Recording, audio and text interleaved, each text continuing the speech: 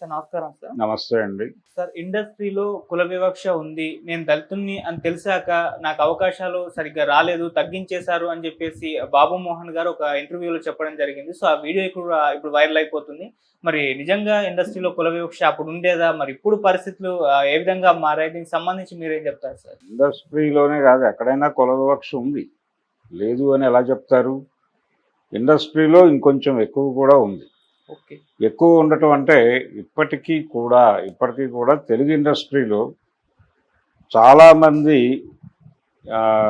అంటే కింది కులాలకు చెందినటువంటి యువకులు వాళ్ళకి ప్రతిభ ఉండి కూడా దర్శకత్వ అవకాశాలు లేకపోతే నటనాపరమైనటువంటి అవకాశాలు పొందటం కోసం తమ కులాన్ని దాచిపెట్టుకుని ఎక్కడా బయటపడకుండా చాలా జాగ్రత్తగా ఒద్దికగా తమ మాటల్లో కానీ చేతలలో కానీ లేదు అభిప్రాయ ప్రకటనల్లో కానీ ఎక్కడా వాళ్ళకు వ్యతిరేకమైనటువంటి అభిప్రాయాలు లేకపోతే వాళ్ళకు వ్యతిరేకమైనటువంటి ఒక ఆవేశము ఉన్నట్లుగా కనిపించకుండా ఉండటానికి తెగ తాపత్రయపడుతూ ఉంటారు.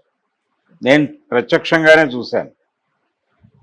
ఎందుకు మీరు సీరియస్గా ఆ విషయం మాట్లాడరు అని అడిగితే ఒక ప్రముఖ దర్శకుడి దగ్గర పనిచేసేటువంటి ఒక అసిస్టెంట్, కింది కులాలకు చెందినటువంటి అసిస్టెంట్, వద్దండి ఇక్కడ అవన్నీ మాట్లాడితే కష్టం అవుతుంది, కాబట్టి మేము సాధ్యమైనంత వరకు పని మీద శ్రద్ధ పెట్టి వాళ్ళతో మార్కులు వేయించుకోవడానికి ప్రయత్నం చేస్తాం తప్ప ఎక్కడా కూడా మా ఐడెంటిటీని వాళ్ళకి తెలిసేలాగా వ్యవహరించము.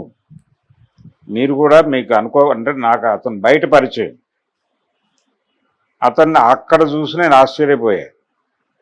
దాంతో అతను నాకు ఈ ఇండికేషన్ ఇచ్చి మీరు నేను తెలిసినట్లుగాను బిహేవ్ చేయకండి, ఏదో నా తిప్పలు నేను పడతాను, మీ గొడవలు మీరు పడండి అన్నట్టుగా మాట్లాడాడు. చాలా క్లారిటీ ఉంది. చాలా మంది ఇలాంటి కింది కులాల నుంచి వచ్చిన వాళ్ళు ప్రత్యేక ప్రతిభ ఉన్నవాడిని వాళ్ళు ఏం చేయలేరు. అంటే వాళ్ళు ప్రాజెక్టుకి అవసరము అనుకుంటే కన్సిడర్ చేస్తారు. ప్రాజెక్టు వాళ్ళు లేకపోయినా పర్వాలేదు అనుకున్నప్పుడు ఏదైనా జరగచ్చు. అది కూడా వాళ్ళు వినయంగా ఉంటే ఓకేనే. వినయం ఉన్నంతకాలం ఇబ్బంది పెట్టరు. వినయం తప్పితే అంటే ఎక్కడో తల ఎగరవేస్తున్నారు అని అనిపించినప్పుడు మాత్రం నొక్కే ప్రయత్నం జరుగుతుంది. ఇది ఖచ్చితం. చిరంజీవి కూడా సఫకేట్ అయ్యాడు ఈ వ్యవహారాలకి. ఎవరి దాకానో అక్కర్లేదు. మెగాస్టార్ అనిపించుకున్నటువంటి చిరంజీవికి కూడా ఈ సఫకేషన్ ఉంది.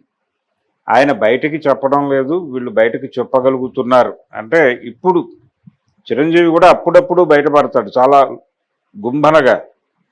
నన్ను ఫలానా వాళ్ళు ఇలా అన్నారు, ఫలానా వాళ్ళు అలా అన్నారు అని ఇప్పుడు ఈ మధ్య చెప్తున్నాడు ఆయన. ఆ రోజుల్లో నేను సెట్ బయట నిలబడి ఉంటే ఎవరో అసిస్టెంట్ డైరెక్టర్ పిలిస్తే లోపలికి వెళ్ళాను. లోపలికి వెళ్తే క్రేన్ మీద నిలబడినటువంటి ప్రొడ్యూసర్ గారు నన్ను తిట్టాడు, బయటికి వెళ్ళిపోమన్నాడు, నేను బాధపడ్డాను అని చెప్పాడు. అయితే ఈ పెయిన్స్ అన్నిటినీ భరిస్తూ తను ఉండటం వలన సినిమా హిట్ అవుతుంది అనేటువంటి ఒక అభిప్రాయం క్రియేట్ చేయడం ద్వారా తన ఉనికిని నిలబెట్టుకోవడం మాత్రమే కాదు, ఇండస్ట్రీ తన చుట్టూ తిరిగేలాగా చేసుకోగలిగాడు. ఎప్పుడైతే ఆ కండిషన్ వచ్చేసిందో అప్పుడు అతన్ని కంట్రోల్ చేయడం కష్టమైపోయింది. ఆ పరిస్థితి వచ్చిందని అర్థమైన తర్వాత గౌరవప్రదంగా వాళ్ళ మీద రైడ్ చేశాడు చిరంజీవి. రైడే. ఆ రైడ్ చేసే క్రమంలో తన వాళ్ళు అనుకున్న వాళ్ళతో స్నేహం ఉంటే ఇబ్బంది ఏమో అనే ఉద్దేశంతో వాళ్ళని కూడా పక్కకి జరిపి వీళ్ళ మీద రైడ్ చేశాడు. అతను ఒక రకంగా సాధించాడు. ఆ సాటిస్ఫాక్షన్ ఉంది అతనికి. అయినప్పటికీ భయము ఉంది దాంతోపాటు. ఏ క్షణమైనా వీళ్ళు ఎవరికైనా ఇబ్బంది కలిగించవచ్చు. తన వారసులు ఉన్నారు సినిమా ఇండస్ట్రీలో, తన ఫ్యామిలీకి చెందినటువంటి హీరోలు ఉన్నారు. వీళ్ళందరి కెరీరు ఇబ్బంది పడకూడదు కాబట్టి ఆయన ఇప్పటికీ మౌనంగానే ఉండి అప్పుడప్పుడు ఏదో ఒకటి బయటకు లీక్ ఇస్తూ ఉంటాడు. నిజానికి బాబు మోహన్ పరిస్థితి కూడా అదే.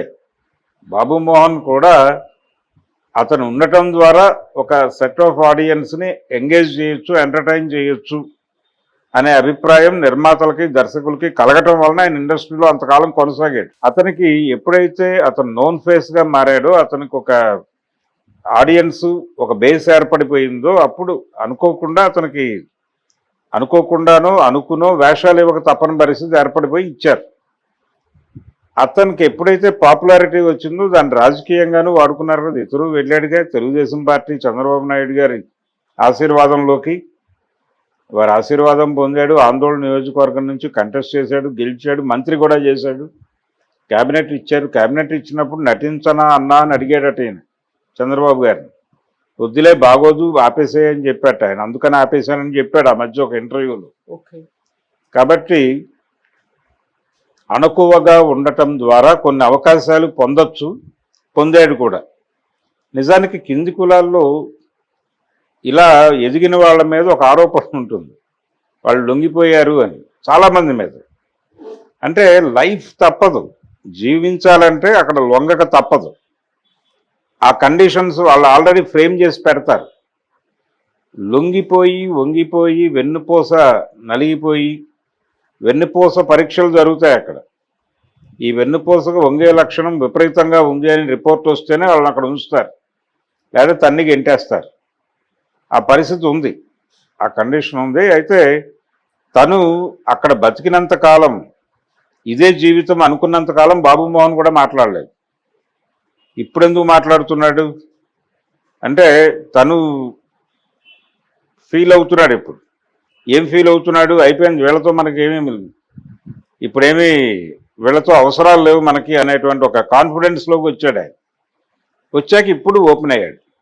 వివక్ష ఉంది ఇండస్ట్రీలో, కుల వివక్ష ఉంది, కులం చూసి అవకాశాలు ఎవరు కొంతమంది అనే మాట ఇప్పుడు ఎందుకు చెప్పాడు, ఆ రోజున ఎందుకు చెప్పలేదు అంటే ఆ రోజున చెబితే ఇబ్బంది వచ్చి ఉండేది. ఆయన కెరియర్ సర్వనాశనం అయింది. రాజకీయంగా కూడా, రాజకీయ రంగంలోనూ ఇబ్బంది అయ్యేది, సినిమా రంగంలో అంతకంటే ఇబ్బంది అయ్యేది. దీని ప్రభావం తన కుటుంబం మీద పడేది. అలా కొంచెం ఓవర్ స్టేట్మెంట్లు ఇచ్చి దెబ్బతిన్నటువంటి హీరోలు కూడా ఉన్నారు కదా మన ఇండస్ట్రీలో. నరసింహరాజు లాంటి వాడు అక్కినేని నాగేశ్వరరావు గారి మీద, రామారావు గారి మీద కామెంట్స్ చేసి టార్గెట్ అయ్యే అవకాశాలు కోల్పోయిన చరిత్ర ఉంది ఆయనకి. ఇప్పుడు బాధపడతాడు, ఆ రోజున అలా మాట్లాడి ఉండాల్సింది కాదు అని. ఇలా ఆ రోజున ఎందుకు బాబు మోహన్ మాట్లాడలేదు, ఈరోజు ఎందుకు మాట్లాడుతున్నాడు అంటే ఈరోజు ఆయనకి ఇండస్ట్రీతో పెద్దగా అవకాశాలు అక్కర్లేదు, ఆయన వయసు సహకరించదు. కాబట్టి ఇప్పుడు మనకు పాత సామెత ఉంది, వృద్ధనారి పతివ్రత అని. అలా ఆయన వయసు అయిపోయింది కాబట్టి ఇప్పుడు మాట్లాడుతున్నాడు. అది కూడా దాన్ని అర్థం చేసుకోవాలి. ఎలా అర్థం చేసుకోవాలంటే ఒక దళితుడు తనకి పెయిన్ అనిపించిన క్షణంలోనే దెబ్బలాడలేని పరిస్థితులు ఉన్నాయి అక్కడ. తనకి అవకాశాలు పోయాయి అని చెప్పాడు ఆయన. పోయిన రోజున నిలదీసే పరిస్థితి లేక తల వంచుకుని ఇచ్చిన అవకాశాలతో సర్దుకుని బతికాడు అనే దాన్ని పట్టుకుంటే సినిమా ఇండస్ట్రీలో ఉన్నటువంటి కుల వివక్ష ఏమిటి అనేది అర్థమవుతుంది. ఎందుకు ఎదిరించలేదు అంటే ఎదిరిస్తే బతుకుండదు కాబట్టి ఎదిరించలేదు. అంటే ఆ మేరకు భయాన్ని నింపారు మీరు. సో కుల వివక్ష కలదు అనేది తెలుసుకోవడానికి ఇప్పుడు ఆయన మీద విమర్శించక్కర్లేదు. ఇప్పుడు ఎందుకు చెప్తున్నాడు అనక్కర్లా. ఇప్పుడు చెప్పినా చెప్పాడు. ఇప్పుడు తప్ప చెప్పలేరు వాళ్ళు. ఇప్పుడు మెజారిటీ మతం మైనారిటీలను ఎలాగైతే తొక్కి నారదీస్తోందో వాళ్ళు వ్యతిరేకించలేని పరిస్థితి, సరెండర్ అయిపోయారు, లొంగిపోయారు. ఏం చెబితే అది చేయడానికి సిద్ధంగా ఉన్నారు. అలాగే దళిత కులాలు కూడా అదే పరిస్థితి మొదటి నుంచి. ఈ రోజున కాదు, వాళ్ళకి అగ్రకులాల్లో ఉన్నటువంటి వాళ్ళు తిరగబడతారు, ఎదిరిస్తారు, నువ్వు కాకపోతే 100 మంది అంటారు, ఇవన్నీ జరుగుతాయి. కానీ కింది కులాల వాళ్ళకి భయం ఉంటుంది. వాళ్ళకి ఈ రోజు గడిస్తే రేపేంటి పరిస్థితి తెలియదు. రేపు ఆలోచిస్తే భయం వేస్తుంది, రేపు ఇబ్బంది అవుతుందేమో అని ఈరోజు సరెండర్ అవుతారు. అది వాళ్ళ జీవితంలో ఉన్నటువంటి విషాదం తాలూకా వ్యవహారం. అది అర్థమైతే వాళ్ళు ఎందుకు లొంగుతున్నారనేది తెలుస్తుంది. వాళ్ళు అంతగా నోరు మూసుకుని ఇప్పటిదాకా మాట్లాడలేదంటే అంత అణిచివేత కొనసాగింది కాబట్టి మాట్లాడలేదు. ఓకే, అందుకని వివక్ష కలదు. వివక్ష లేదు అని ఎవరైనా చెప్తే తప్పు. ఇండస్ట్రీ మీద చాలా స్పష్టంగా తెలుగుదేశం జెండా అనబడే కమ్మ జెండా ఎగురుతున్న మాట కూడా వాస్తవం. ఆ కమ్మ జెండా కొణిదెల కుటుంబాన్ని కూడా సఫకేట్ చేసింది. ఆ మధ్య పవన్ కళ్యాణ్ తన కుటుంబ హీరోలతో ఛాంబర్ మీద దాడి చేసింది కూడా అందుకే. ఈ రోజున వాళ్ళందరూ కలిసిపోయి ఒకటైపోయి ఉండొచ్చు, కానీ ఆ రోజున తన గురించి కత్తి మహేష్, శ్రీరెడ్డి ఇలాంటి వాళ్ళందరూ ఇష్టం వచ్చినట్టు మాట్లాడుతుంటే ఎవరు పట్టించుకోరేంటి అని నిలదీయటానికే వెళ్ళాడు ఆయన అక్కడికి. విషయం అదే క్లియర్గా. ఇంకా ఇతర విషయాలు అనేక ఉన్నాయి కానీ మేజర్గా ఆయన్ని కదిలించిన గొడవ ఇదే. తన్నే ఎవరు పడితే వాళ్ళు ఇష్టం వచ్చినట్టు మాట్లాడుతుంటే ఇండస్ట్రీ ఖండించాలి కదా, ఖండించాల్సిన ఇండస్ట్రీ మౌనంగా ఉండటం ఏంటి అని తేల్చుకోవడానికి వెళ్ళి ఎవరిని కలవకుండానే తనని తాను సమాధానం పరుచుకుని వెనక్కి వచ్చాడు అల్లు అరవింద్ గారి జోక్యంతో, ప్రమేయంతో. అది ఇంకా ప్రపంచం మర్చిపోలేదు, ఇంకా గుర్తుంది ప్రపంచానికి. కాబట్టి బాబు మోహన్ ఒకడే కాదు, ఇండస్ట్రీలో వివక్షకు గురైన వాళ్ళు అనేక మంది ఉన్నారు. ఈ వివక్షను ఎదుర్కొంటూ ఎదిగిన వాళ్ళు ఉన్నారు, ఎదిగి శాసించిన వాళ్ళు ఉన్నారు, శాసిస్తూ కూడా ఒక వినయాన్ని నటించిన వాళ్ళు ఉన్నారు. చిరంజీవే ఉత్తమ ఉదాహరణ, అంతకు మించి ఇంకేమీ అక్కర్లేదు. Okay sir, thank you so much sir. Thank you.